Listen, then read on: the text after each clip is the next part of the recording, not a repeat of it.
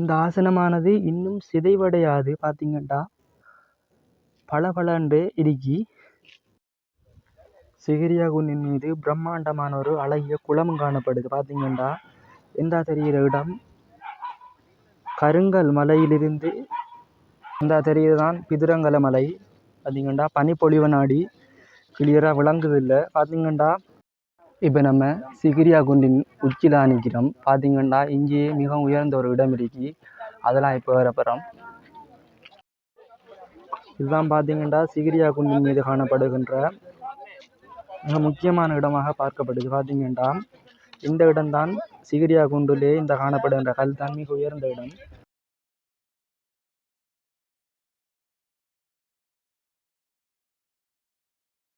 பார்த்தீங்கண்டா இங்கேயே பழங்கி நிற கற்களும் இங்கு காணப்படுது. இங்கு பல சிறிய குளங்களும் காணப்படுது. அப்படியே தொடர்ந்து பார்க்கலாம். சிகிரியா குன்றை சுற்றியே ஃபுல்லாக பனிமூட்டமாக இருக்குது. அதனாடி மிக முக்கியமான இடங்கள் தெரியாது. ஆனாலும் சிகிரியா குன்றின் மேலேயே அதிசெங்குத்தான படிகளை காணக்கூடியதாக இருக்குது. பார்த்தீங்கன்னா இந்த காலானது ஃபுல்லாக வைக்க இயலாது, சரிவு பாதையில் தான் நடக்கக்கூடியதாக இருக்கு. அப்படியே இதில் இருந்து பார்த்தீங்கன்னா நம்ம வந்த பாதை தெரியுது. பார்த்தீங்கன்னா கேமராவுக்கு கிளியராக விளங்குதில்லை.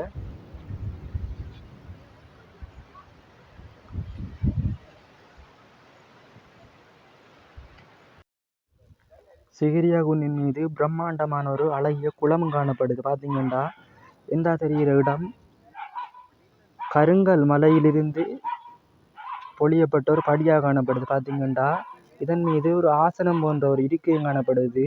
இந்த இடத்துல இருந்து இந்த படியினூடாக வந்து நீராடக்கூடிய நிலையாக இருந்திருக்கலாம், அல்லது ஏதோ ஒரு வகையில் இது பயன்படுத்தப்பட்டிருக்கலாம். இங்கு காணப்படுகின்ற இந்த பளிங்கு நிற கற்றானது இந்த பிரதேசத்தில் காணப்படவில்லை என்பதை கூறப்படுது. அப்படி பார்த்தீங்கன்னா இங்கு மேலேயுமே அதிகரித்த செங்கல் பாவனையானது காணப்படுது.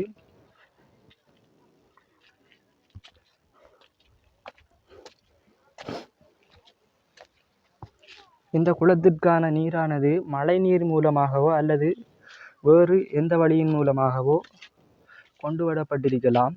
ஆனால் இங்கு இந்த குளத்திலிருந்து இந்த மலைக்கு கீழ் காணப்படுகின்ற பொய்கைக்கு நீரை வழங்கக்கூடிய ஒரு நிலையை அவதானிக்கக்கூடியதாக இருக்கு. அந்த வகையில் இந்த இடமானது மிகவும் முக்கியத்துவமாக காணப்படுகிறது. இவ்வாறான சில இடங்களில் மாத்திரமே கருங்கல் பாவனையானது படிக்கு பயன்படுத்தப்பட்டிருக்கு. சிகிரியா குன்றிலே பல வாயில்கள் காணப்படுது. அந்த வகையில் இந்த இடமானதும் காணப்படுது. பார்த்தீங்கன்னா இது படியமைப்பு கொண்டதாக காணப்படுது. இது தற்பொழுது மூடப்பட்டுள்ளது. இந்த இடமானது சிகிரியா மலையிலேயே அரச மாளிகையாக பயன்படுத்தப்பட்டிருக்கலாம். பார்த்தீங்கன்னா இது ஒரு ஆசனம் போன்ற அமைப்புடையதாக காணப்படுகிறது. இந்த ஆசனமானது ஒருவருக்குரியது அல்ல. பார்த்தீங்கன்னா பலருக்குரிய ஆசனமாகவும் இது பார்க்கப்படுகிறது. அப்படியே இந்த சிகிரியா குன்றின் மீது அந்த ஆசனத்திற்கு அருகிலேயே இன்னும் ஒரு ஆசனம் காணப்படுது. பார்த்தீங்கன்னா இந்த அறிகிறது. அப்படியே கீழே போய் காட்டுறேன். பார்த்தீங்கன்னா அந்த ஆசனத்திலிருந்து கட்டளை இடுகின்ற அரசன் அல்லது மன்னன் எங்கு அக்கட்டளையை நடைமுறைப்படுத்துகின்றவரின் ஆசனமாகவும் இந்த இடம் இருந்திருக்கலாம்.